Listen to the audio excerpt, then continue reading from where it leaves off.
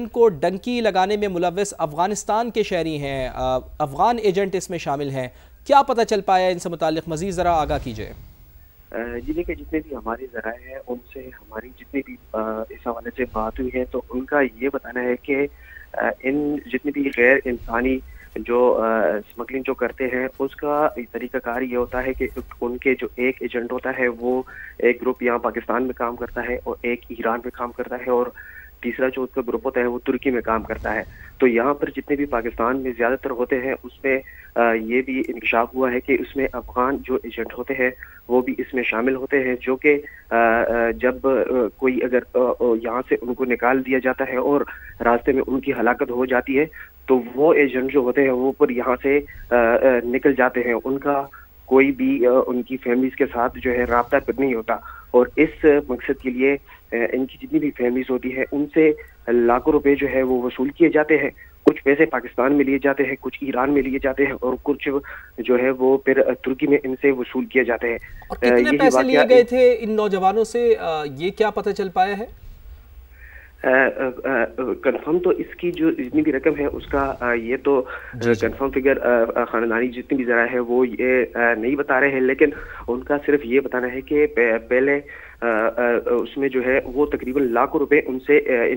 سے وصول کیے گئے تھے، اور پھر جب یہ لوگ ایران پہنچے ہیں تو کچھ آدھے پیسے ان سے وہاں پر بھی وصول کیے گئے ہیں، اور ان کے ساتھ یہ بھی طے کیا جاتا ہے کہ جب یہ ترکی پہنچا دیے جاتے ہیں تو وہاں پر بھی کچھ پیسے ان سے جو ہے وہ وصول کیے جاتے ہیں۔ اچھا شہاب، اس حوالے سے میں بتائیے، ایجنٹس کے حوالے سے کچھ معلومات پہنچی ہیں آپ تک کہ ان کا تعلق کس علاقے سے تھا یا وہ کہاں سے بلانگ کرتے تھے؟ دیکھیں جی، یہ جو جتنے بھی ایجنٹس ہوتے ہیں یہ لوکل سطح پر یا تو پشاور میں بیٹھے جاتے ہیں اور یا مختلف علاقوں میں ان کے اپنے بندے ہوتے ہیں، لیکن ان دونوں نوجوانوں کے بارے میں جتنی بھی ہم نے تفصیلات دی ہے تو اس میں ابتدائی تفصیل میں ہمیں یہ معاملات سامنے آئے ہیں کہ احتشام سے جو ہے پشاور کا ایک ایجنٹ تھا جس کا یہ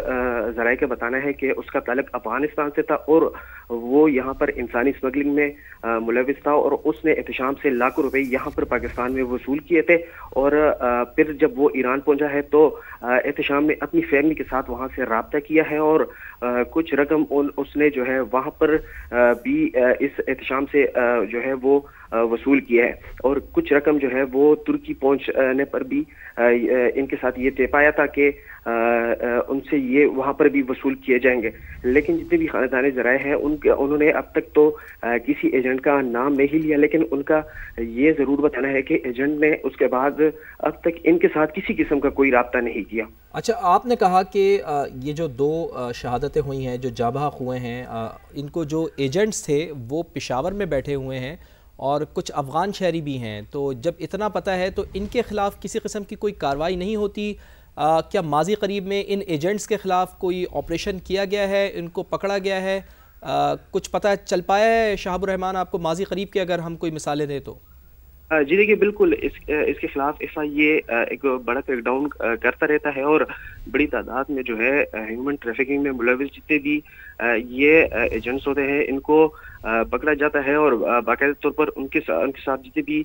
قانونی کارروائی ہوتی ہے وہ عمل میں لائی جاتی ہے۔ لیکن اس میں یہ ایک ذرائع کا بتانا ہے کہ مختلف مقامات پر ایسے لوکل ایجنٹس بیٹھے ہوتے ہیں جن کا کوئی نہ تو آفس ہوتا ہے اور نہ ہی ان کے ساتھ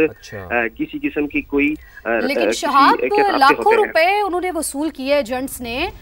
اس حوالے سے کوئی ٹرانزیکشنز وہ کیا آن لائن ٹرانزیکشنز تھی؟ اگر تو آن لائن ٹرانزیکشنز کی گئی تھی تو وہ تو بڑی ایزیلی ان کو اس حساب سے ٹریس کیا جا سکتا ہے، یا پھر کیش ٹرانزیکشنز کی گئی تھی؟ اس حوالے سے اگر کیش ٹرانزیکشنز کی، اگر ان کو کیش دیا گیا تھا تو ایسے میں آ کے گھر والوں نے تو ان کے ساتھ ہوں گے، کوئی فیملی ممبر، کوئی کسی حوالے سے کوئی سراغ نہیں ابھی تک مل سکا؟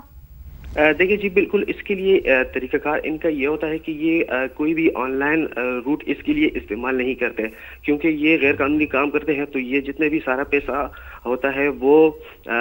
بائی ہینڈ لیتے ہیں، اور اس کے لیے جو پہلا بندہ ہوتا ہے وہ کبھی بھی ان فیملیز کے ساتھ جو ہے خود رابطے میں نہیں ہوتا۔ انہوں نے اس مقصد کے لیے سب ایجنٹس اپنے مقرر کیے ہوتے ہیں، اور باقاعدہ طور پر وہ سب ایجنٹس کے تھرو ان فیملیز کے ساتھ رابطے کرتے ہیں، اور تب بھی ان کے ساتھ جو ہے جتنی بھی یہ رقم کا सारा सिलसिला होता है वो तय पाता है। पहले जो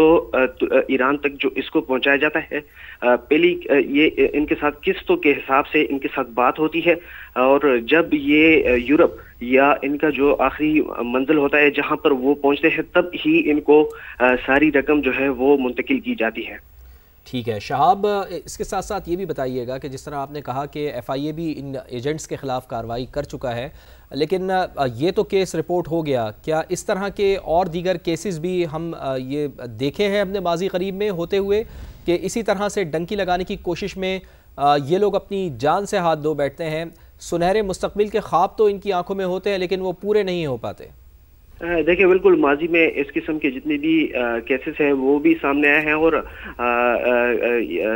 जितने भी पेशावर की ज़्यादातर नौजवान या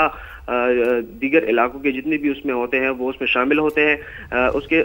बाद जो है बाकायदा तौर पर क्रैकडाउन तो शुरू हो जाता है, लेकिन मुस्तकिल इसके खिलाफ अगर अब तक हमने ये नहीं देखा कि रेगुलर बेसिस इसके खिलाफ कोई कार्रवाई की गई हो, तो अब भी जितने भी मुख्तलिफ इलाके हैं, छोटे बड़े इलाके हैं, वहाँ पर इस किस्म के एजेंट्स मौजूद हैं, और बाकायदे तौर पर लोगों को यहाँ से ईरान और ईरान से फिर तुर्की और तुर्की से दीगर जितनी भी ममालिक होते हैं वहाँ पर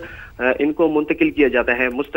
माजी में जो है पेशावर में भी एक इस किस्म का जो वाक़या है वो पेश है। माजी में भी वाक़यात रोनुमा हो चुके हैं। शहाब आप हमारे साथ मौजूद रहिएगा। नुमाइंदा खुसूसी सुमेरा खान ने भी हमें ज्वाइन किया है। सुमेरा, सुनहरे मुस्तकबिल के ख्वाब नौजवानों को मौत की वादी में ले जा रहे हैं और इस तरह के वाक़यात, इस तरह के केसेस जो है वो बढ़ते जा रहे हैं। अभी जो केस रिपोर्ट हुआ है उसमें ये कहा जा रहा है कि एजेंट्स का ताल्लुक अफगानिस्तान से था, यानी कि अफगानी जो है वो इस काम में भी मुलव्वस निकल रहे हैं।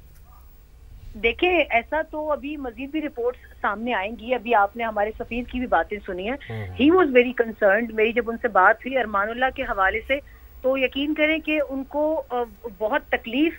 थी उसकी वो लाश के हवाले से कि ये किस तरीके से जस्ते खाकी पाकिस्तान जाएंगे या उनके वालिदैन उनको रिसीव करेंगे। वो छोटा सा बच्चा है जो अरमान है, अगर आपने उसकी तस्वीर देखी हो, बमुश्किल उसकी उम्र 20 साल के आसपास होगी, गालिबन मुझे बहुत तफसील नहीं पता, मगर अब ये चीजें सामने आ रही हैं कि यूरोप में और दूसरी जगहों पर बैठे हुए, खासतौर पर लीबिया का अगर मैं जिक्र करूं, मैं आपको आदाद शुमार भी बता देती हूँ कि सिर्फ 2025 में हमने 150 से 200 के करीब रफली हमारे पास उन पाकिस्तानियों की मौत के हवाले से, डेथ्स के हवाले से इतलात हैं, जिनमें से कईयों की तो लाशें समंदर बुर्द हो गई, वो मिली भी नहीं, और कुछ की लाशें जो है हम वसूल कर पाए हैं। तो अब ये है कि 10 से 24 लाख तक का जो टारगेट है इन एजेंट्स का, कि एक एक वीजा का जो डंकी लगा के भिजवाते हैं मुख्तलिफ रूट्स के जरिए, अब इन पैसों के एवज पाकिस्तानी नौजवानों को मौत दी जा रही है। मगर FIA के इतने क्रैकडाउन के बाद, वजारत दाखिला के इतने क्रैकडाउन जिनकी वो बातें करते हैं, उसके बावजूद अभी तक मुझे ये समझ नहीं आ रहा कि ये नेक्सस जो है वो इतना बेकाबू क्यों होता जा रहा है। इसका जवाब वजारत दाखिला के हुकाम बेहतर दे सकते हैं। मगर बहुत दुख के साथ अगर मैं आपको तफसील बताऊं तो मेरा इंतहाई दुख की बात है। वाकई में हमारे नौजवान जो हैं वो किस तरफ जा रहे हैं, वाकई में इसको देखना होगा। ये बड़ा सीरियस मामला है। सुमेरा हमारे साथ मौजूद थी, शहाब हमें इस हवाले से अपडेट कर रहे थे। आप दोनों का बेहद शुक्रिया। तो सुनहरे मुस्तकबिल के ख्वाब मौत की वादी में ले गए। बैरून मुल्क जाने के ख्वाहिशमंद 2 पाकिस्तानी नौजवान इंसानी स्मगलर्स के हत्थे चढ़ गए। लाशें ईरान तुर्की बॉर्डर से मिली हैं।